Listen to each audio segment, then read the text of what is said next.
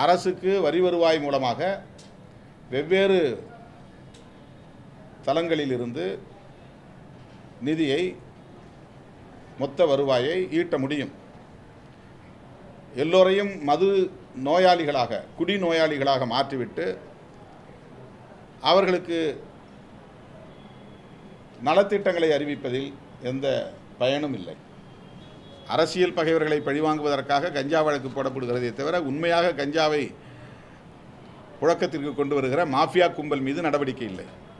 மனித வளத்தை கடுமையாக பாதிக்க செய்யக்கூடிய மது அரசாங்கத்தினாலேயே நடத்தப்படுவது, விற்பனை செய்யப்படுவது இந்த தேசத்திற்கு விரோதமான செயல், மனித வளத்தை பாழ்படுத்தக்கூடிய செயல்.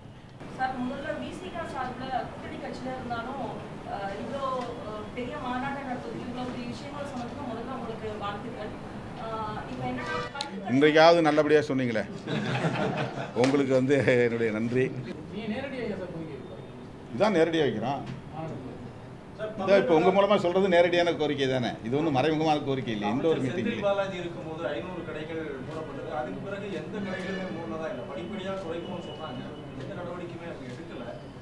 அதான் உங்கள் கருத்தெல்லாம் நாங்களும் இருக்கிறோம். படிப்படியாக மூடணும்னு சொன்னாங்க, மூடலை. நடவடிக்கை எடுக்கிற நாங்கள் எடுக்கலை. அதையெல்லாம் மூடணும், நடவடிக்கை எடுக்கணும், அதை நடைமுறைப்படுத்தணும் அப்படிங்கிறதுக்காக தான் ஒரு ஓப்பன் டிக்ளரேஷன், ஒரு திறந்தவெளி அறிவிப்பை நாங்கள் செய்கிறோம். ஒரு பகிரங்கமான அறிவிப்பை செய்கிறோம். தயங்குகிற எல்லோருக்குமே, அதிமுகவும் சொல்கிறாங்க, ஆனால் நடைமுறைப்படுத்தலை. இப்போ வேணால் அவங்க எங்களோட சேரட்டும், இந்த மாநாட்டுக்கு வரணும்னு விரும்புகிறவங்களாம் வரட்டும். அதிமுக கூட பங்கேற்கலாம், அதிமுக கூட வரலாம், எந்த கட்சியும் வரலாம், எல்லா கட்சியும் வரலாம். மது ஒழிப்பில் உடன்பாடு உள்ள அனைவரும் ஒரே மேடையில் நிற்க வேண்டிய தேவை இருக்கிறது. எங்களை பொறுத்தவரையில் தேர்தல் கூட்டணி அல்லது தேர்தல் அரசியல் என்கிற நிலைப்பாடு முற்றிலும் வேறானது. மக்களுடைய பிரச்சனைக்காக நாங்கள் எந்த சக்திகளோடும், எக்ஸப்ட் மதவாத சாதியவாத சக்திகளை விட தவிர, இதுலேயும் கூட அவங்களோட எங்களால் இணைய முடியாது. சாதிய போதைங்கிறது மது போதை விட மோசமானது, மத போதைங்கிறது போதைப் பொருள்களை விட, கொக்கைனை விட ரொம்ப மோசமானது.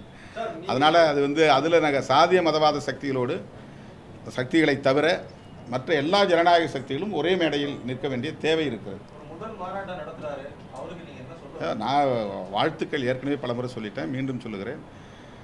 அவருடைய மாநாடு வெற்றிகரமாக அமைய வேண்டும். அந்த மாநாடு என்பது அவருடைய கொள்கை கோட்பாடு குறித்த பிரகடனம் செய்யக்கூடிய ஒரு மாநாடாக இருக்கும் என்று எதிர்பார்க்கப்படுகிறது. இப்போ ஒரு பள்ளியில் போய் ஒரு தோழர் பேசுகிறாரு, நீ போன பிறவியில் செய்த பாவம், அதனால்தான் இந்த பிறவியில் நீ துன்பங்களை அனுபவிக்கிறாய் அப்படின்னு. அவருடைய நம்பிக்கை அது இருக்கலாம். ஆனால் அவங்க கல்வி நிறுவனங்களில் குழந்தைகள் உள்ளத்தில் அந்த கருத்தை விதைக்க பார்க்குறாங்க, முயற்சிக்கிறாங்க. இதெல்லாம் ஏதோ தன்னியல்பாக நடந்த ஒன்று கிடையாது. இது ஒரு பெரிய செயல் திட்டம் இருக்குது. வருகிற அக்டோபர் 2 காந்தியடிகளின் பிறந்த நாள் அன்று விடுதலை சிறுத்தைகள் கட்சியின்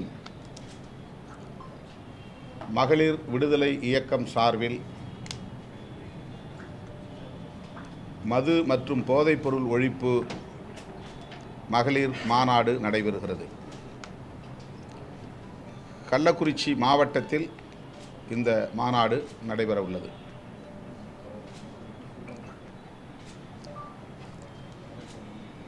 தமிழ்நாட்டில்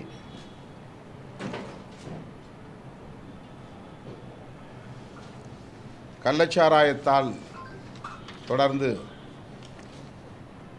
நூற்றுக்கணக்கானவர்கள் பலியாகி வருகின்றனர்.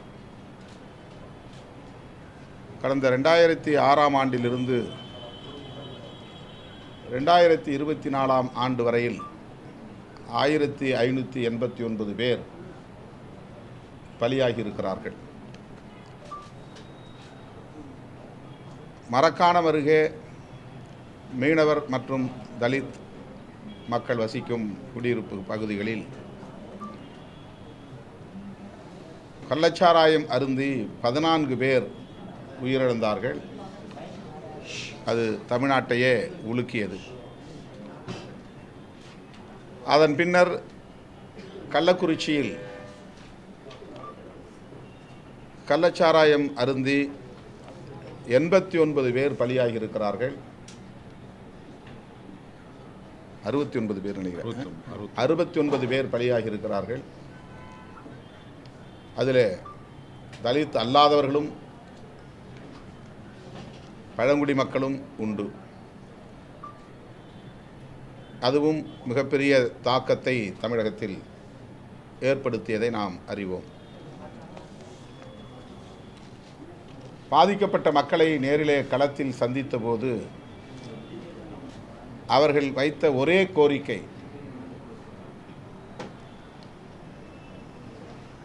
அரசு எங்களுக்கு இழப்பீடு தருவது முக்கியமல்ல, அரசு மதுபான கடைகளை மூட வேண்டும்,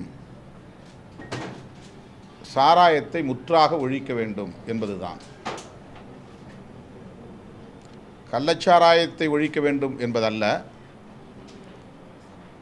சாராய கடைகளை, மதுக்கடைகளை முற்றாக ஒழிக்க வேண்டும். அப்போதுதான் இது போன்ற சாவுகளை தடுக்க முடியும், குடும்பத்தில் பெண்கள் பாதுகாப்பாக வாழ முடியும் என்பதை கண்ணீர் மல்க கதறி அழுதபடி இந்த கோரிக்கைகளை முன்வைத்தார்கள். ஆகவேதான் அதனை கண்டித்து விடுதலை சிறுத்தைகள் கட்சியின் சார்பிலே சென்னையில் நடைபெற்ற ஆர்ப்பாட்டத்தில் இந்த மாநாட்டை அறிவித்திருக்கிறோம்.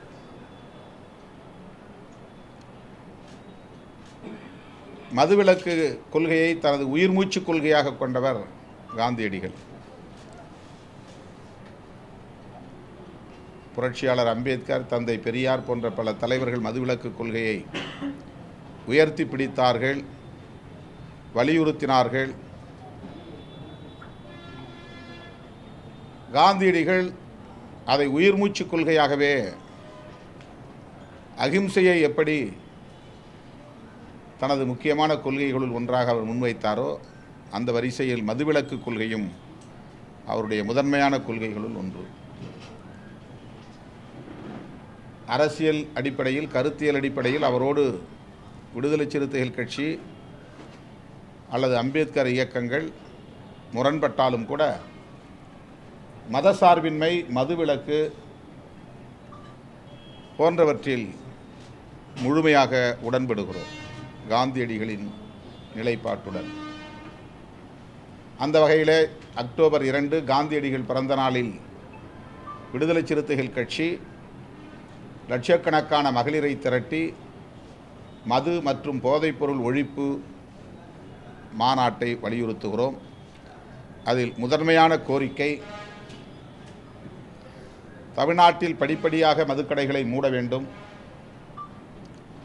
2016ஆம் ஆண்டு தேர்தல் அறிக்கையில் திராவிட முன்னேற்றக் கழக அரசு, திராவிட முன்னேற்றக் கழகம் படிப்படியாக மதுவிலக்கை நடைமுறைப்படுத்தும் என்று உறுதியளித்தது. திமுகவுக்கும் மதுவிலக்கு கொள்கையிலே உடன்பாடு உண்டு, அதிமுகவுக்கும் உடன்பாடு உண்டு, இடதுசாரி கட்சிகளுக்கும் மதுவிலக்கு கொள்கையிலே உடன்பாடு உண்டு, விடுதலை சிறுத்தைகள் கட்சிக்கும் மதுவிலக்கு கொள்கையில் உடன்பாடு உண்டு. ஆகவே தமிழ்நாட்டில் உள்ள எல்லா கட்சிகளுமே மதுவிலக்கை வலியுறுத்துகிற போது மதுக்கடைகளை மூடுவதில் என்ன தயக்கம் என்பதுதான் நாம் எழுப்ப விரும்புகிற கேள்வி. நல்ல சாராயத்தால் கள்ளச்சாராயத்தை தடுக்க முடியும் என்கிற வாதம் ஏற்புடையதல்ல. சாராயம் என்றாலே அது கேடுதான், நல்ல சாராயம் என்று எதுவும் இல்லை. சாராயம் என்பதே உள்ளத்துக்கும் உடலுக்கும் தீங்கானது, சமூகத்திற்கும் தேசத்திற்கும் கேடானது. ஆகவே முழுமையான மதுவிலக்கு என்பதுதான் தீர்வாக இருக்க முடியும். அரசாங்கமே மதுபானத்தை விற்பனை செய்தால் கள்ளச்சாராயத்தை கட்டுப்படுத்த முடியும் என்பது ஒரு கற்பனாவாதம். அது எல்லா மாநிலங்களிலும் கள்ளச்சாராயம் புழக்கத்தில் இருக்கிறது. 1-2 மாநிலங்களை தவிர எல்லா மாநிலங்களிலும் அரசு மதுபான கடைகளை திறந்திருக்கிறது. பீகாரிலே, குஜராத்திலே மாநில அரசுகள் மதுவிலக்கை நடைமுறைப்படுத்தினாலும் கள்ளச்சாராய புழக்கம் இருக்கத்தான் செய்கிறது.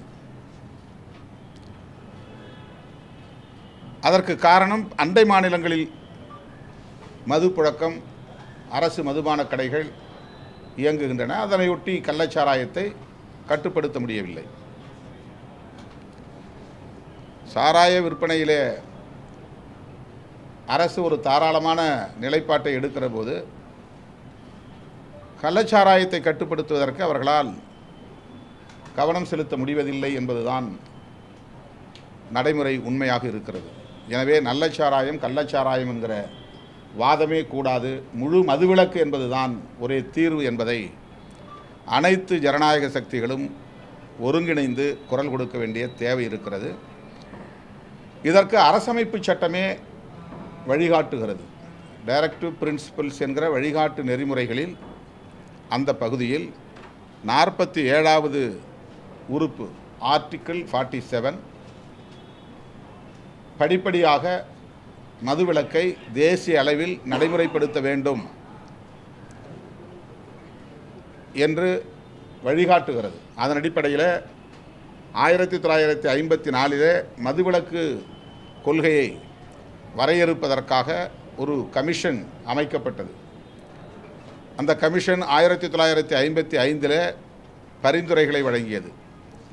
அந்த பரிந்துரைகளின் அடிப்படையில் மாநில அரசுகள் மதுவிலக்கை முழுமையாக ஏற்றுக்கொள்ள வேண்டும்.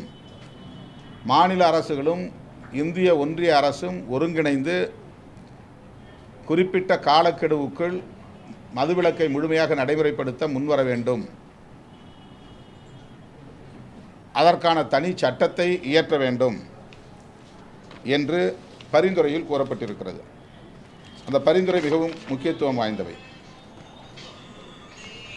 1955 செப்டம்பர் 10, இன்றைக்கு தான் செப்டம்பர் 10, 1955 ஒரு கோயின்சிடென்ஸாக இது அமைந்திருக்கிறது.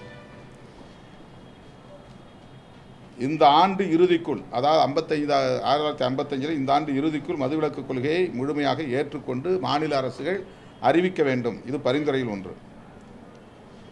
ஒன்றிய அரசின் மதுவிலக்கு திட்டங்களுக்கு முழுமையாக ஒத்துழைப்பு வழங்க வேண்டும். ஒன்றிய அரசானது மக்களுக்கு இது பற்றிய கல்வியை ஊட்டுவதன் மூலம் மதுவிலக்கை ஏற்றுக்கொள்ள செய்ய வேண்டும். அதாவது ஒரு பிரச்சாரமே இது சம்பந்தமாக செய்ய வேண்டும் என்பதோடு கல்வி மூலமாகவும் இதை பரப்ப வேண்டும். இது பற்றிய விழிப்புணர்வை பரப்ப வேண்டும். 1958 ஏப்ரல் 1ஆம் தேதி தேசிய அளவில் இதற்கென சட்டம் ஒன்று இயற்றப்பட வேண்டும். அதுக்கே டேட் குறிச்சிருக்கான். 1958 ஏப்ரல் 1ஆம் தேதிக்குள்ளே சட்டம் இயற்ற வேண்டும். சென்ட்ரல் லெஜிஸ்லேஷன், இந்திய ஒன்றிய அரசு மதுவிலக்கு தொடர்பாக, போதைப்பொருள் ஒழிப்பு தொடர்பாக ஒரு சட்டத்தை இயற்ற வேண்டும் என்று அந்த மதுவிலக்கு விசாரணை குழு பரிந்துரைத்திருக்கிறது. இதுவரையில் மதுவிலக்கு கொள்கையை ஏற்காத மாநில அரசுகள் 1956 ஏப்ரல் 1ஆம் தேதிக்குள்ளாக ஏற்றுக்கொள்ள வேண்டும். அதற்கும் ஒரு காலக்கெடு விதித்திருக்கிறது. 55 கொடுத்த அறிக்கையில் 56 ஏப்ரல் 1க்குள்ளாக எல்லா மாநில அரசுகளும் மதுவிலக்கு கொள்கையை கொள்கை அளவிலே ஏற்றுக்கொள்ள வேண்டும். அரசு ஊழிய நடத்தை விதிமுறைகளில் மது அருந்துவதில்லை என்பதை கட்டாயம் இடம்பெறச் செய்ய வேண்டும். உடல்நலத்துக்கு தீங்கு விளைவிக்கும் கஞ்சா உள்ளிட்ட போதைப் பொருட்களின் விற்பனையை படிப்படியாக நிறுத்தப்பட வேண்டும். பாதுகாப்பு படையினரிடையே மதுவிலக்கு முழுமையாக ஏற்கப்பட வேண்டும். மிலிட்டரியில் மது அருந்துவது ஒரு ஃபேஷனாக அங்கீகரிக்கப்பட்டிருக்கிறது. அவங்களுடைய மிலிட்ரி கேன்டீனில் எல்லா IMF மதுவும் தாராளமாக குறைந்த விலைக்கு கிடைக்க ஏற்பாடு செய்திருக்கிறார்கள்.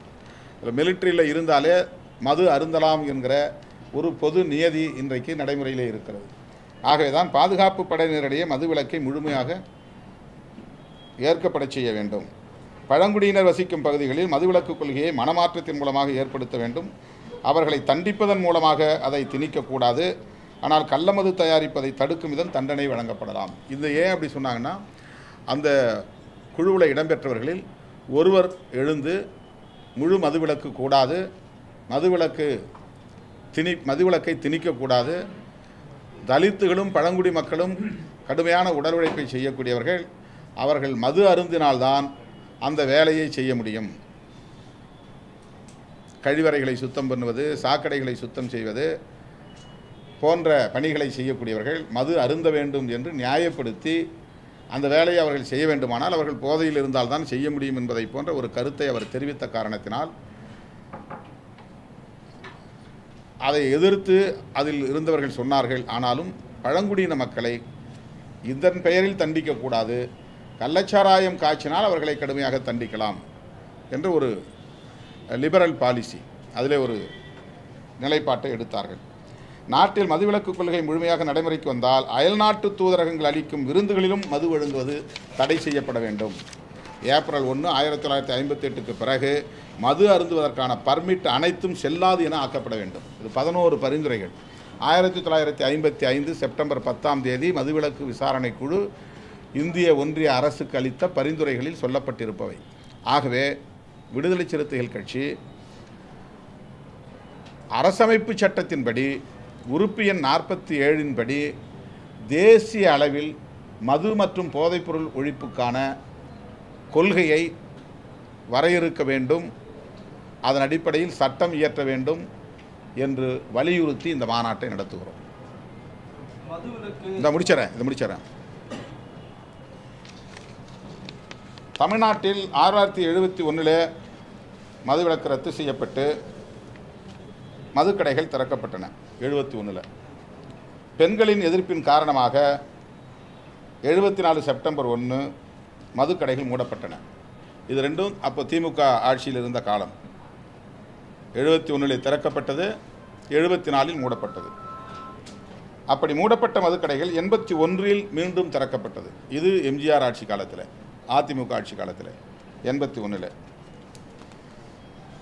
மக்களை சீரழிக்கும் போதைப் பொருட்களில் இது இல்லாமல் மது இல்லாமல் ட்ரக்ஸ் அண்ட் அதர் சப்ஸ்டன்சஸ் நிறைய புழக்கத்தில் இருக்குது. கஞ்சா, ப்ரவுன் சுகர், கொக்கைன், இந்த மாதிரியான பல போதைப் பொருட்கள் இன்றைக்கு கிராமப்புறங்கள் வரையில் ஊடுருவி இருக்கின்றன. அதில் மது அருந்தக்கூடியவர்கள் 20% பேர். இன்றைக்கு மாநில அரசினுடைய வருவாயில் 2.25 லட்சம் மொத்தம் வருவாய்.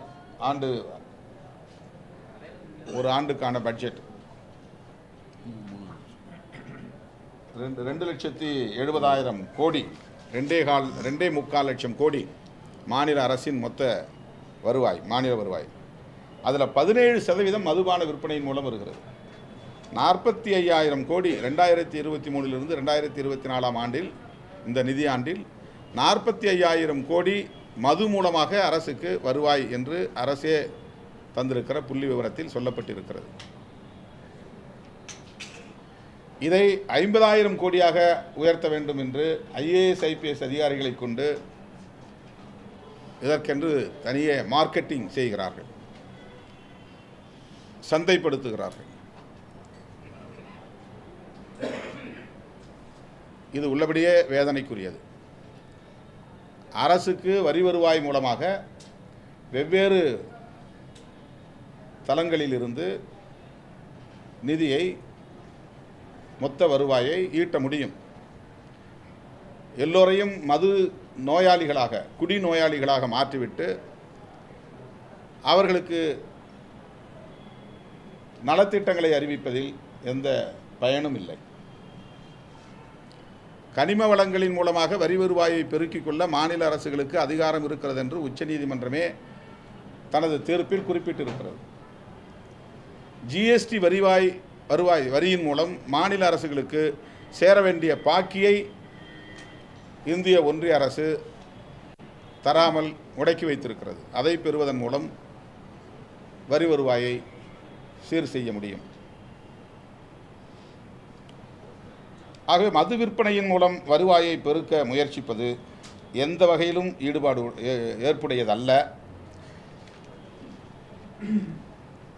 இந்த மதுவை தாண்டி இந்திய மக்கள் தொகையில் 20% பேர் மது அருந்தக்கூடிய, 5 ஒருவர் மது அருந்தக்கூடியவராக இருக்கிறார். இந்திய மக்கள் தொகையில் 20% பேர் மது அருந்தக்கூடியவர்களாக இருக்கிறார்கள்.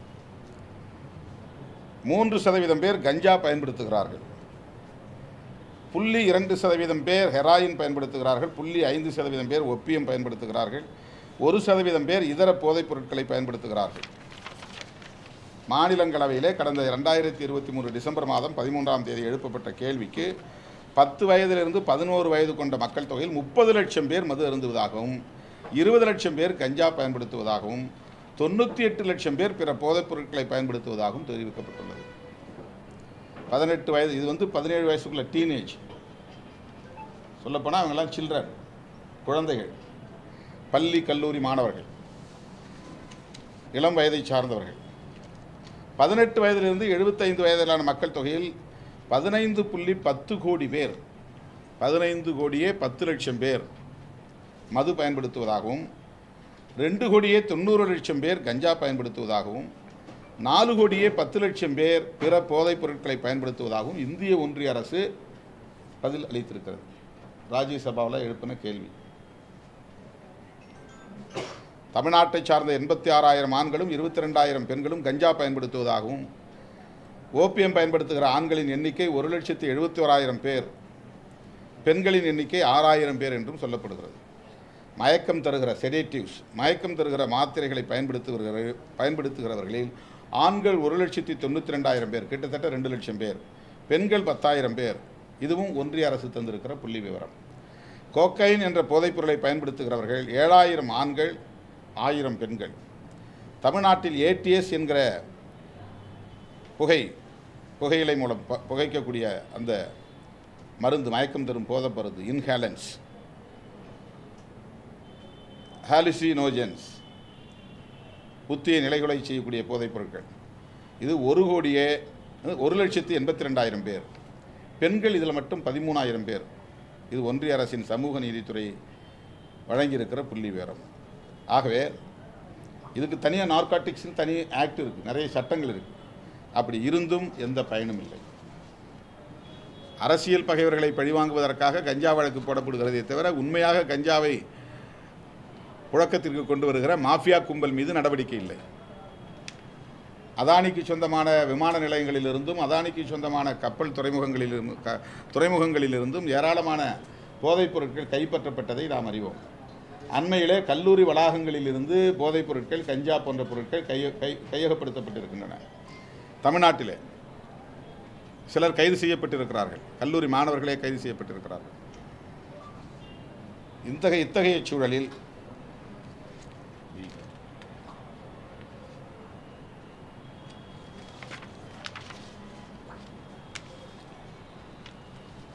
நாம் இந்த மாநாட்டின் மூலம் முன்வைக்க விரும்புகிற கோரிக்கைகள், ஒன்று, இந்திய அரசுக்கு வைக்கிற கோரிக்கைகள், அரசமைப்பு சட்டத்தின் உறுப்பு எண் 47 கூறியுள்ளவாறு மதுவிலக்கை தேசிய கொள்கையாக அறிவிக்க வேண்டும். ஒரு ஸ்டேட் மட்டும்தான் அதை செய்யணும் அப்படின்னு இருக்கக்கூடாது. தமிழ்நாட்டில் மதுவிலக்கு கொள்கை இருந்து பாண்டிச்சேரியில் மதுவிலக்கு கொள்கை இல்லைன்னா தமிழ்நாட்டை காப்பாற்ற முடியாது. ஆகவே இந்தியா முழுவதும் இது தேசிய மதுவிலக்கு கொள்கையை அறிவிக்க வேண்டும். மதுவிலக்கை நடைமுறைப்படுத்த முன்வரும் மாநில அரசுகளுக்கு வருவாய் இழப்பை ஈடு செய்ய சிறப்பு நிதி வழங்க வேண்டும். இந்திய ஒன்றிய அரசினுடைய கடமை இது. போதைப் பொருள்கள் நடமாட்டத்தையும் பயன்பாட்டையும் கட்டுப்படுத்த உறுதியான நடவடிக்கையை மேற்கொள்ள வேண்டும். அதாவது அதற்கு தனி சட்டம் இயற்றி உறுதியான நடவடிக்கையை மேற்கொள்ள வேண்டும். போதைப் பொருளுக்கு அதை கண்ட்ரோல் பண்ணுறது சட்டம் இருக்குது, மதுவிலக்குக்கு அப்படி ஒரு சட்டம் இல்லை. அதனால் அதை சட்டம் கொண்டு வர வேண்டும். தமிழ்நாடு அரசுக்கு விடுதலை சிறுத்தைகள் முன்வைக்கக்கூடிய கோரிக்கை, மதுக்கடைகளை முற்றிலுமாக மூடுவதற்கு கால அட்டவணையை அறிவிக்க வேண்டும். படிப்படியாக இவ்வளவு கடைகள் நாங்கள் மூட போகிறோம், இந்த வருமானத்தை 45,000 கோடியை 40,000 கோடியாக குறைக்க போகிறோம், 40,000 கோடியை அப்புறம் 30,000 கோடியாக குறைக்க போகிறோம், 30,000 கோடியை 20,000 கோடியாக குறைக்க போகிறோம் என்று தமிழ்நாடு அரசு அதிகாரபூர்வமாக மதுக்கடைகளை மூடுவதற்குரிய கால அட்டவணையை அறிவிக்க வேண்டும். போதைப் பொருட்கள் நடமாட்டத்தை கட்டுப்படுத்த உறுதியான நடவடிக்கைகளை எடுக்க வேண்டும். மது மற்றும் போதைப் பொருட்கள் ஒழிப்பு பரப்புரையில் மகளிர் சுய உதவி குழுக்களை ஈடுபடுத்த வேண்டும். மது மற்றும் போதைப் பொருட்கள் நோயாளிகளுக்கு சிகிச்சை அளிக்க, மறுவாழ்வு அளிக்க ஏற்பாடு செய்ய வேண்டும். இப்போ இவ்வளவு 45,000 கோடி வருமானம் வருகிறது. ஆனால் அடிக்ஷன் சென்டர் கவர்மெண்ட் மூலமாக இருக்கான்னா இல்லை, ரீஹாபிலிட்டேஷன் சென்டர் இருக்கான்னா இல்லை, கவுன்சிலிங் சென்டர்ஸ் ஏதாவது ஹாஸ்பிட்டல்ஸில் இருக்கான்னா இல்லை. குடிநோயாளிகளை சரி செய்வதற்கு, காப்பாற்றுவதற்கு, அந்த குடும்பங்களை காப்பாற்றுவதற்கு இந்த 45,000 கோடியில் ஒரு 1,000 கோடி ரூபாயை ஏன் செலவு பண்ணக்கூடாது? ரீஹாபிலிட்டேஷன் சென்டர் ப்ரைவேட் தான் வச்சுருக்கான். ப்ரைவேட் வச்சுருக்க ரீஹாபிலிட்டேஷன் சென்டரில் பெருசாக ரிசல்ட் கிடைக்கல. போயிட்டு வெளியே வர்றவங்க மறுபடியும் அதே நிலையில் தான் இருக்கிறாங்க. சில புகார்களும் இருக்கிறது, அவங்கள கடுமையாக வதைக்கிறார்கள் குடிக்கக்கூடாதுன்னு சொல்லி அப்படின்லாம் சொல்கிறாங்க. அது எந்த அளவுக்கு உண்மைன்னு தெரியல. ஆனால் அவங்களாவது பொறுப்புணர்வோடு அதை செய்கிறாங்க. Private sectors NGOs rehabilitation centre வச்சு இந்த மாதிரி குடிநோயாளிகளை காப்பாற்றுகிறார்கள். அவங்களுக்கு நிறைய மருத்துவம் செய்கிறாங்க, அல்லது கவுன்சிலிங் கொடுக்குறாங்க. அவங்களுக்கு டே டு டே ஆக்டிவிட்டீஸ், அது ஒரு ப்ராக்டிஸ் கொடுக்குறாங்க. 7 மணிக்கு எழுந்திருக்கணும், 5 மணிக்கு அவங்க கடவுளை வணங்கணும், மந்திரம் சொல்லணும், பைபிளை படிக்கணும், அல்லது வேதங்களை படிக்கணும். இந்த மாதிரி அவங்களுடைய அந்த மைண்டு டைவர்ஷன் பண்ணக்கூடிய சில ப்ராக்டிஸ்லாம் அவங்களுக்கு சொல்லிக் கொடுக்குறாங்க. எக்ஸசைஸ் சொல்லிக் கொடுக்குறாங்க, யோகா சொல்லிக் கொடுக்குறாங்க, ஸ்போர்ட்ஸ் ஆக்டிவிட்டீஸில் ஈடுபடுத்துகிறாங்க. இதெல்லாம் ரீஹாபிலிட்டேஷன் சென்டர். பட் அது மாதிரி கவர்மெண்ட் வச்சுருக்காங்களா? 45,000 கோடி மது மூலமாக வருமானம் வருகிற போது அதில் ஒரு போர்ஷன் ஏன் டி அடிக்ஷன் சென்டருக்கு பயன்படுத்தக்கூடாது, ரீஹாபிலிட்டேஷன் சென்டருக்கு பயன்படுத்தக்கூடாது? ஒவ்வொரு மருத்துவமனையிலும் டி அடிக்ஷன் சென்டர் இருக்கணும், ஒவ்வொரு மருத்துவமனையிலும் ரீஹாபிலிட்டேஷன் சென்டர் இருக்கணும். அதுக்கு சைக்காட்ரிஸ்ட் அண்ட் சைக்காலஜிஸ்ட் நிறைய நியமனம் பண்ணணும், அப்பாயின்மெண்ட் பண்ணணும். இந்தியாவை,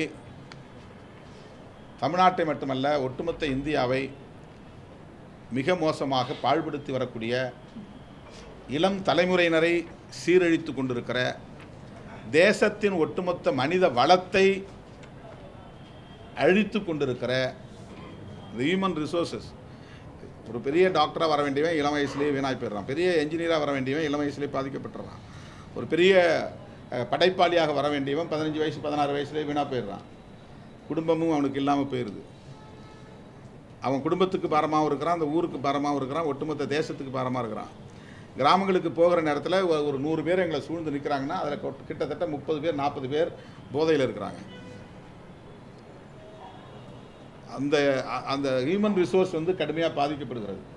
மனித வளத்தை கடுமையாக பாதிக்க செய்யக்கூடிய மது அரசாங்கத்தினாலேயே நடத்தப்படுவது, விற்பனை செய்யப்படுவது இந்த தேசத்திற்கு விரோதமான செயல், மனித வளத்தை பாழ்படுத்தக்கூடிய செயல். எனவே மது மற்றும் போதைப் பொருள்களை ஒழிப்பதற்கு தேசிய கொள்கை வேண்டும். பீகார் மாநிலத்தில் மதுவிலக்கு கொள்கை நடைமுறைப்படுத்தியதனால் என்ன ரிசல்ட் அப்படிங்கிறது வருகிற போது, பெண்களுக்கு இதுவரையில் நேர்ந்த டொமஸ்டிக் வயலன்ஸ் குறைந்திருக்கிறது. குடிநோயாளிகளால் பெண்கள் தாக்கப்படுவது, மூர்க்கமாக தாக்கப்படுவது, குடும்பத்தில் உள்ள பொருட்கள் அனைத்தையும் விரயம் செய்வது, அதனால் ஏற்படுகிற பாதிப்பு, பெற்ற பிள்ளைகளை காப்பாற்ற வேண்டிய முழு பொறுப்பும் சிங்கிள் மதர், தாயிடமே அது திணிக்கப்படுகிற நிலை, சுமத்தப்படுகிற நிலை, இதுபோன்ற வன்முறை, பொருளியல் பாதிப்பு, குடும்ப ஒற்றுமை பாதிப்பு என்கிற பல வகையில் டிஸ்ஆர்கனைசேஷன் ஆஃப் ஃபேமிலி. இதனால் குழந்தைகளுடைய படிப்பு பாதிக்கப்படுகிறது, குழந்தைகள் தவறான வழிநடத்துதலுக்கு ஆளாக்கப்படுகிறார்கள். எனவே தமிழ்நாடு அரசு இதில் கூடுதல் கவனம் செலுத்த வேண்டும். 2026 சட்டமன்ற தேர்தலுக்கு முன்னதாக திராவிட முன்னேற்றக் கழகம் இன்றைக்கு ஒரு ஆளுங்கட்சி என்கிற நிலையில் விடுதலை சிறுத்தைகள் அங்கவகிக்கும் திமுக கூட்டணியின் தலைமை வகிக்கும் கட்சி என்கிற நிலையில் தோழமையோடு விடுக்கிற வேண்டுகோள், 2016 தேர்தல் அறிக்கையிலே வலியுறுத்திய அந்த நிலைப்பாட்டை உயிர்ப்பிக்க வேண்டும். முழு மதுவிலக்கு கொள்கையை நடைமுறைப்படுத்துவதற்குரிய செயல் திட்டத்தை வரையறுக்க வேண்டும் என்று வலியுறுத்துகிறோம். அதன் அடிப்படையில் இந்த மாநாடு நடைபெறுகிறது. இந்த மாநாட்டை ஒட்டி இன்றைக்கு நான் மாலை 4 மணி அளவில் மரக்காணத்திலே கள்ளச்சாராயத்தால் உயிரிழந்த குடும்பத்தினரை சந்தித்து 10 மீனவர் குடும்பம், 4 தலித் குடும்பம், இந்த 14 குடும்பங்களை சந்தித்து ஆறுதல் சொல்ல இருக்கிறோம். 11ஆம் தேதி காலை கள்ளக்குறிச்சியில் ஏற்கனவே 2 நாள் அங்கே தங்கியிருந்து பாதிக்கப்பட்டவர்களை சந்தித்து ஆறுதல் சொல்லியிருக்கிறேன் என்றாலும் கூட அதிலே இன்னும் ஒரு 20 குடும்பங்களை சார்ந்தவர்கள், உயிரிழந்த குடும்பங்களை சார்ந்தவர்களுக்கு இழப்பீடு நாங்கள் வழங்க வேண்டியிருக்கிறது. அதையொட்டி நாளை கள்ளக்குறிச்சியிலே 10 மணிக்கு பாதிக்கப்பட்ட குடும்பத்தினரை சந்திக்கிறோம். மாலையில் இந்த மாநாட்டுக்கான தயாரிப்பு பணிகளை செய்வதற்கு கலந்தாய்வு கூட்டம், இதையொட்டி நான் 8 நாள் சுற்றுப்பயணம் மேற்கொள்கிறேன். 11ஆம் தேதி விழுப்புரம், கடலூர், கள்ளக்குறிச்சி, புதுச்சேரி ஆகிய மாவட்டங்களை சார்ந்த மண்டல பொறுப்பாளர்களோடு கலந்தாய்வு கூட்டம் நடைபெறுகிறது. அந்த நிகழ்விலே மருத்துவர் சிவராமன் சிறப்புரை ஆற்றுகிறார். ஏன் மதுவை ஒழிக்க வேண்டும், போதைப்பொருளை ஒழிக்க வேண்டும் என்கிற கருத்தை வலியுறுத்தி மருத்துவர் சிவராமன் பங்கேற்று உரையாற்றுகிறார். 12ஆம் தேதி செங்கல்பட்டு, திருவள்ளூர், காஞ்சிபுரம், சென்னை ஆகிய 4 மாவட்டங்களை சார்ந்த மண்டல அளவிலான அனைத்து பொறுப்பாளர்களையும் சந்தித்து கலந்தாய்வு கூட்டம் நடத்துகிறோம். அந்த கூட்டத்திலும் மருத்துவர் சிவராமன் கலந்து கொண்டு சிறப்புரை ஆற்றுகிறார். 13ஆம் தேதி வேலூர், ராணிப்பேட்டை, திருப்பத்தூர், திருவண்ணாமலை, கிருஷ்ணகிரி ஆகிய 5 மாவட்டங்களை சார்ந்த பொறுப்பாளர்கள் சந்திப்பு கூட்டம் நடைபெறுகிறது. அந்த கூட்டத்திலே மருத்துவர் கீர்த்திகுமார் விக்ரம் குமார் கலந்து கொண்டு உரையாற்றுகிறார். 15ஆம் தேதி தஞ்சை மண்டலம், தஞ்சாவூர், திருவாரூர், மயிலாடுதுறை, நாகை, காரைக்கால் ஆகிய மாவட்டங்களை சார்ந்த நிர்வாகிகள் சந்திப்பு. 18ஆம் தேதி சேலம், தருமபுரி, நாமக்கல், ஈரோடு, திருப்பூர், கோவை, நீலமலை ஆகிய மாவட்டங்களை சார்ந்த பொறுப்பாளர்களோடு கலந்தாய்வு கூட்டம். அங்கே மருத்துவர் சிவராமன் சிறப்புரை ஆற்றுகிறார். 18 சேலம் தான். 19 திருச்சி, கரூர், புதுக்கோட்டை, அரியலூர், பெரம்பலூர் ஆகிய மாவட்டங்களில் நிர்வாகிகள் கலந்தாய்வு கூட்டம் நடைபெறுகிறது. 20ஆம் தேதி தென் மாவட்ட பொறுப்பாளர்கள் அனைவரையும் ஒருங்கிணைத்து மதுரையில் நடத்துகிறோம். மதுரை, திண்டுக்கல், தேனி, சிவகங்கை, ராமநாதபுரம், விருதுநகர், தென்காசி, தூத்துக்குடி, நெல்லை, கன்னியாகுமரி ஆகிய அனைத்து தென் மாவட்டங்களை சார்ந்த நிர்வாகிகளோடு இந்த கலந்தாய்வு கூட்டம் நடைபெறுகிறது.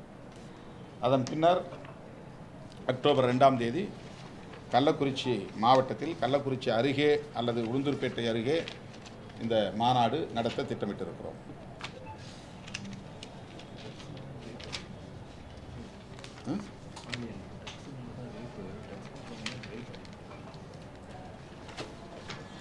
பெண்களுக்கு எதிரான வன்கொடுமைகள் நிறைய நடந்திருக்கு. நிர்பயா கேஸாக இருந்தாலும் சரி, இப்போ கொல்கத்தாவில் நடந்திருக்கிற ஒரு மருத்துவர் பாதிக்கப்பட்ட அந்த கொடூரமாக இருந்தாலும் சரி, இதுபோன்ற பெண்களுக்கு எதிரான கொடுமைகள், குரூரமான கொடுமைகள் மது அருந்தியவர்களால் அல்லது போதைப்பொருள் அருந்தியவர்களால் தான் அதிகம் நேர்ந்திருக்கிறது.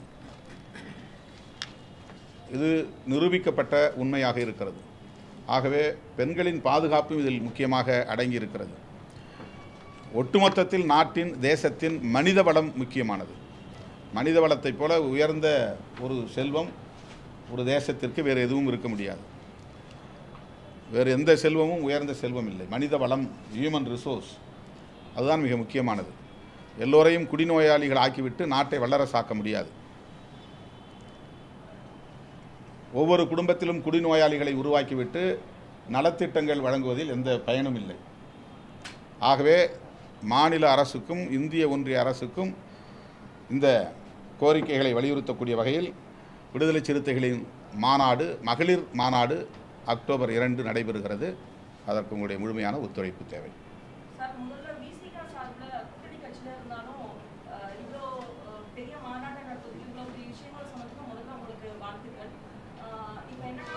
இன்றைக்காவது நல்லபடியாக சொன்னீங்களே, உங்களுக்கு என்னுடைய நன்றி, உங்களுக்கு என்னுடைய மகிழ்ச்சியை சொல்லி முடியும்.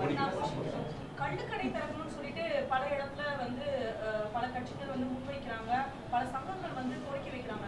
சோ இதுக்கு ஆல்டர்னேட்டிவா கள்ளுக்கடை அமையும் நீங்க நினைக்கிறீங்களா சார்? எந்த போதைப் பொருளும் கூடாது என்பதுதான் எங்களின் நிலைப்பாடு. அதனால் எவ்வளவு மருத்துவ குணங்கள் இருக்கின்றன போகின்றன என்கிற விவரங்கள் எங்களிடம் சந்தித்து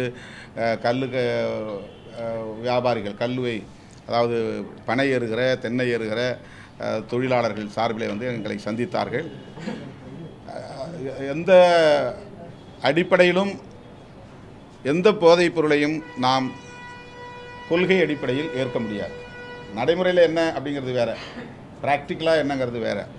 ஆனால் in principle we are not for toddy also. கல்லுவையும் நாங்கள் ஏற்கிறதில்ல. இது விடுதலை சிறுத்தைகளின் நிலைப்பாடு. எது? ஆமாம், விற்பனை அதிகரிக்கிறாங்க.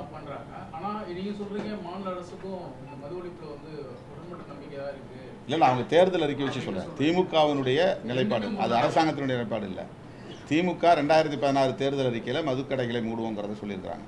அதை நாங்கள் நினைவூட்டி வேண்டுகோள் வைக்கிறோம். அதிமுக ரெண்டுமே பொறுத்தவரை தேர்தல் அறிக்கையில் பூரண மதுவிலக்கு படிப்படியாக கொண்டு வரப்படும் அப்படின்றத தொடர்ந்து அவங்க வலியுறுத்த ஆரம்பித்தாங்க. ஆனால் நடைமுறைக்கு அரசாக மாறியதுக்கு பின்பாக அடைக்கக்கூடிய கடைகளுடைய எண்ணிக்கை என்பது வெகுவாக இல்லை மாற்று இடத்துல வச்சுக்கிறான்றது தான் மற்ற கட்சிகள் வலியுறுத்துறாங்க.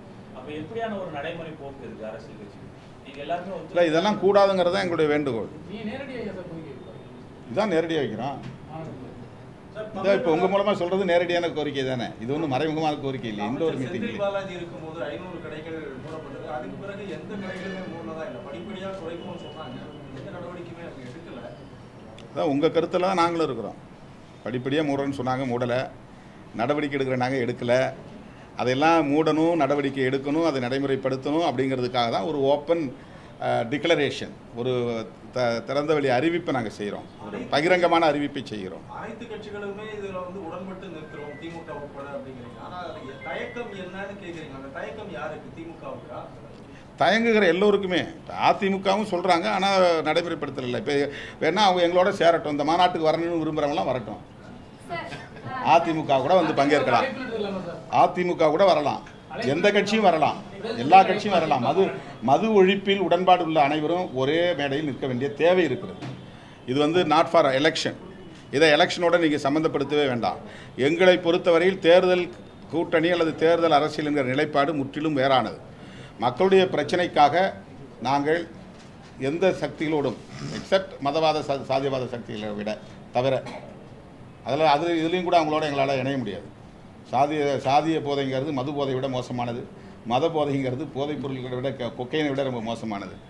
அதனால் அது வந்து அதில் நாங்கள் சாதிய மதவாத சக்திகளை தவிர மற்ற எல்லா ஜனநாயக சக்திகளும் ஒரே மேடையில் நிற்க வேண்டிய தேவை இருக்கிறது. இல்லை, தேர்தல் அரசியலோடு இதை பொருத்த வேண்டாம். தேர்தல் அரசியல் வேறு, தேர்தல் நிலைப்பாடு என்பது வேறு. அதில் நாங்கள் போட்டு குழப்பிக்கவே மாட்டோம். தேர்தல் நேரத்தில் நாங்கள் எடுக்க வேண்டிய நிலைப்பாடு அது முற்றிலும் என்டையர்லி டிஃப்ரெண்ட் ஃப்ரம் திஸ். அதாவது இதுக்கும் அதுக்கும் சம்மந்தம் இல்லை. மாநாட்டுக்கான இடம் தேர்வு பண்ணிட்டீங்களா? அனுமதி கிடைச்சதா? உங்களுக்கு ஏதாவது சிக்கல் இருக்கா மாநாடு நடத்துறதுல? இது வந்து ஒரு ஜனநாயக தேசம் தானே. நிறைய பேருக்கு சிக்கல் இருக்குங்கிறாங்க.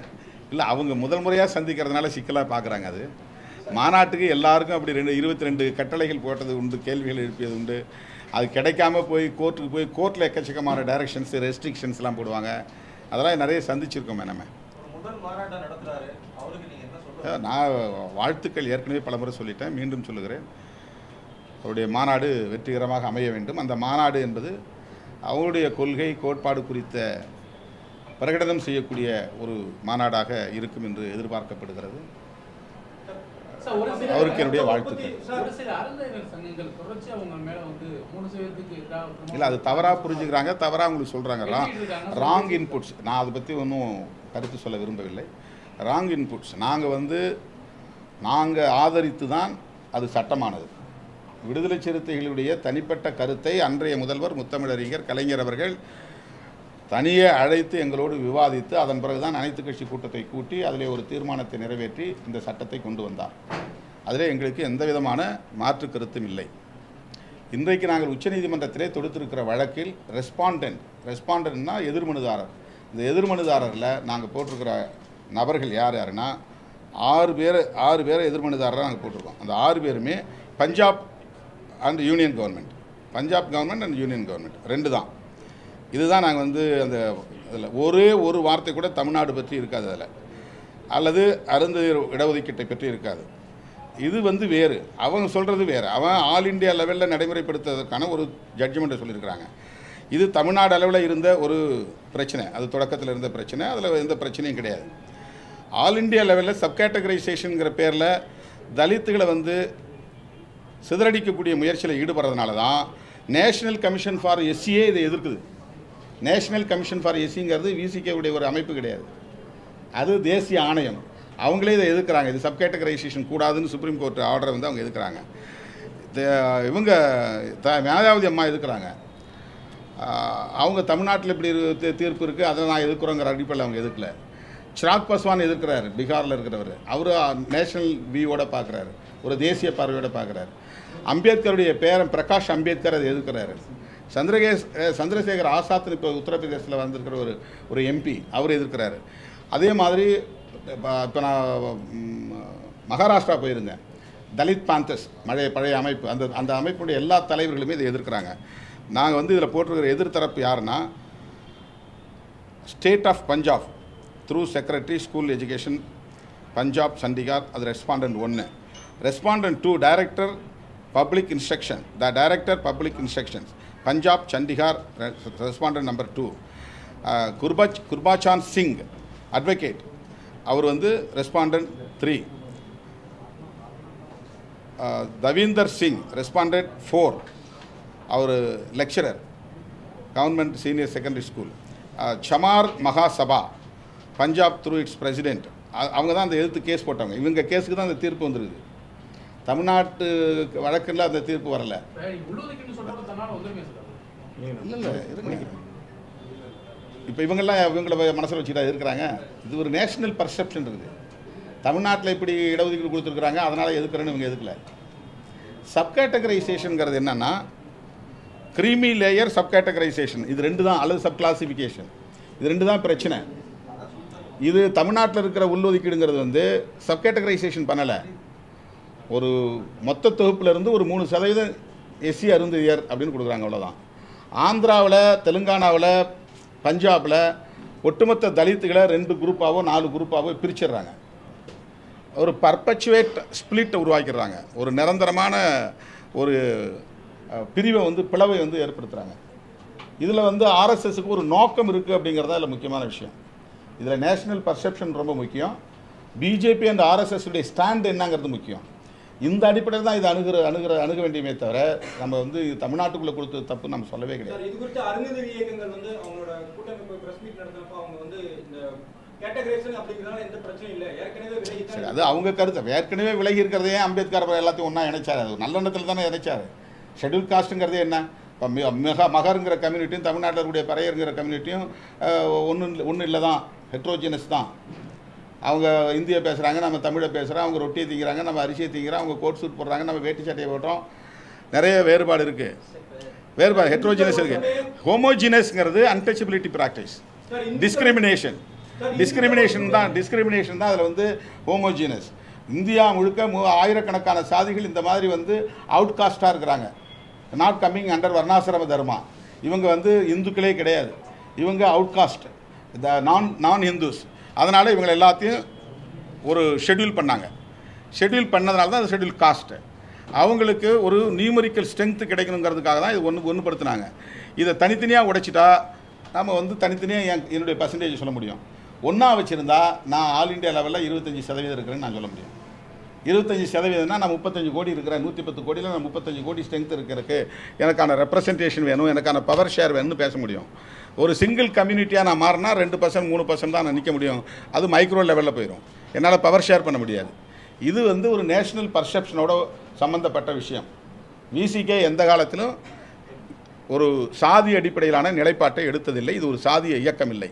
சாதியவாதிகள் எங்களை சாதியவாதியாக மாற்றுவதற்கு, முத்திரை குத்துவதற்கு முயற்சிக்கிறார்கள், அவ்வளோதான். நீங்கள் இந்த போதை மற்ற விஷயத்தை பேசுங்க. மற்ற விஷயங்கள் மது மற்றும் போதைப் பொருள் தான் இதுக்கான பிரஸ் மீட் தான் இது. அந்த விஷயத்தை நீங்கள் பேசுங்க.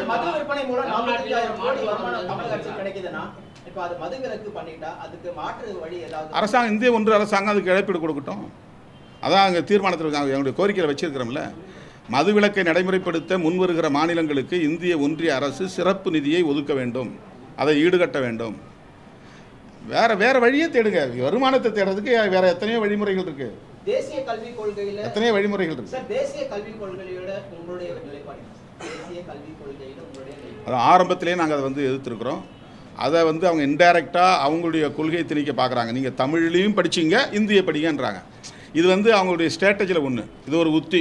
முன்ன வந்து இந்திய திணிச்சேன்னு சொன்னதுனால இல்லை நாங்கள் வந்து நீங்கள் தமிழில் படிச்சிங்க, தமிழில் வந்து புத்தகங்கள் வெளியிட்டுங்க, என்ன வேணாலும் பண்ணிங்க, ஆனால் இந்திய படிங்க. இப்போ வந்து அவங்களுடைய நோக்கங்கிறது ஒரு 25 வருஷத்துக்கு பின்னால், ஒரு 50 வருஷத்துக்கு பின்னால் இந்தியா முழுக்க எல்லாரும் இந்தி பேசக்கூடியவர்களாக மாறணும். அதுதான் அவங்களுடைய நோக்கம். எல்லாருக்கும் இந்தி தெரியணும், எல்லாரும் இந்தி பேசணும்.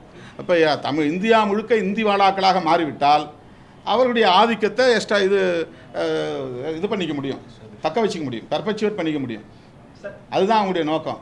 அது வந்து அவங்க சனாதன தர்மத்தை, வர்ணாசிரம தர்மத்தை கல்விக் கொள்கையிலும் திணிக்கிறார்கள். ஏன்னா ஸ்டேட் வந்து கவர்மெண்ட்டுக்கு அந்த அந்த சிலபஸை கல்வி கொள்கையை வரையறுக்கிறதுக்கான அதிகாரம் கிடையாது. அவங்க தான் சிலபஸை கூட தீர்மானிப்பாங்க. NEP வந்துருச்சுன்னா அவங்க தான் அதெல்லாம் தீர்மானிப்பாங்க.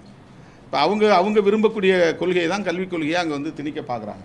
அதனால் எங்களுக்கு அவங்களுடைய உள்நோக்கம் தெரியுதுனால நாங்கள் எதிர்க்கிறோம். நாம் மத்திய அரசாங்கத்துக்கு ஒத்துழைக்க மாட்டோம் அல்லது கான்ஸ்டிடியூஷனை எதிர்த்து பேசுகிறோம் கிடையாது. நாங்கள் கான்ஸ்டிடியூஷனை ஏற்றுக்கிட்டோம், இந்திய ஒன்றிய அரசுங்கிற கட்டமைப்பையும் ஏற்றுக்கிட்டோம். ஆனாலும் ஒவ்வொரு தேசிய இனத்திற்குமான ஒவ்வொரு மாநில அரசுக்குமான உரிமைகளை இறையாண்மையை பாதுகாக்க வேண்டும். அதான் இந்த இந்திய யூனியன்கிற ஸ்ட்ரக்சரை ஏற்றுக்கொண்டு அதன் அடிப்படையில் மொழி வழி தேசிய இன உரிமைகளை கோருகிறோம். அப்படி பார்க்குற போது NEP வந்து ஒரு உள்நோக்கம் கொண்டதாக இருக்கிறது. அவர்கள் ஒரு திட்டமிட்ட சனாதன கல்வியை திணிக்க பார்க்கிறார்கள். உதாரணத்துக்கு வந்து சிந்து சமவெளி நாகரிகத்தை அவங்க வேறு மாதிரி திரிக்கிறாங்க. அதை தான் பாடத்திட்டமாக திணிக்க பார்க்குறாங்க. சரஸ்வதி நதி ஓடிச்சு அப்படின்னு ஒரு புதிய கருத்தாக்கத்தை இளைஞர்கள் மத்தியில் கொண்டு வர பார்க்குறாங்க. இப்போ ஒரு பள்ளியில் போய் ஒரு தோழர் பேசுகிறாரு, நீ போன பிறவியில் செய்த பாவம், அதனால தான் இந்த பிறவியில் நீ வந்து துன்பங்களை அனுபவிக்கிறாய் அப்படின்னு. அவருடைய நம்பிக்கை அது இருக்கலாம். ஆனால் அவங்க கல்வி நிறுவனங்களில் குழந்தைகள் உள்ளத்தில் அந்த கருத்தை விதைக்க பார்க்குறாங்க, முயற்சிக்கிறாங்க. இதெல்லாம் வந்து ஏதோ தன்னியல்பாக நடந்த ஒன்று கிடையாது. இது ஒரு பெரிய செயல் திட்டம் இருக்குது. அவங்களுக்கு தனித்தனியாக வெவ்வேறு இண்டிபெண்ட் குரூப்ஸ் இருக்கிறாங்க. அவங்களுக்கு எல்லாத்துக்கும் ஒரே நோக்கம்தான். ஆனால் அவங்க நேரடியாக RSSோடு இருக்க மாட்டாங்க, நேரடியாக BJPயோடு இருக்க மாட்டாங்க. ஆனால் RSS BJP செய்ய வேண்டிய வேலைகளை எல்லாம் அவங்க செய்வாங்க. இதெல்லாம் கிட்டத்தட்ட 100 ஆண்டு கால செயல் திட்டம் அது.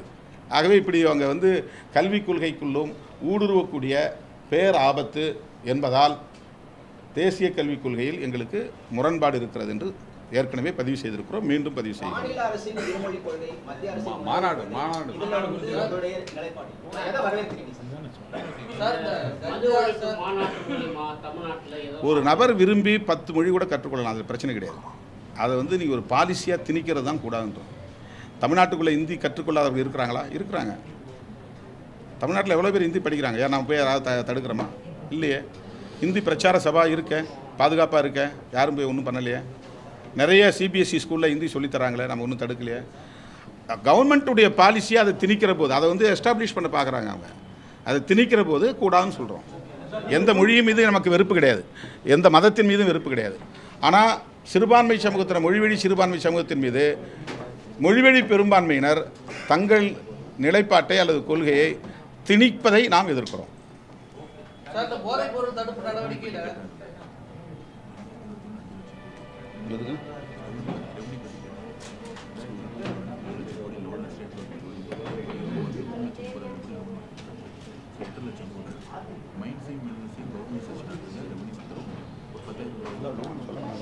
போதைப் பொருள் தடுப்பு நடவடிக்கையில் தமிழகத்தில் பல இடங்களில் போதைப் பொருள் கைப்பற்றாங்க. தமிழக அரசுடைய செயல்பாடு திருப்திகரமாக இருக்காது, பரவலாக அதிகரிச்சுட்டு இருக்கு, அதிகம் கைப்பற்றது இல்லை. திருப்தி இல்லையாங்கிறதல்ல, இது முற்றாக தடுக்கப்பட வேண்டும் அப்படின்னா அதில் நீங்கள் புரிஞ்சுக்கணும், அவ்வளோதான். இது முற்றாக நாங்கள் தடுக்கப்படணும்னு சொல்கிறோம். இது ப்ராக்டிக்கலாக என்ன செய்யணுமோ அதை செய்யணும், அவ்வளோதான்.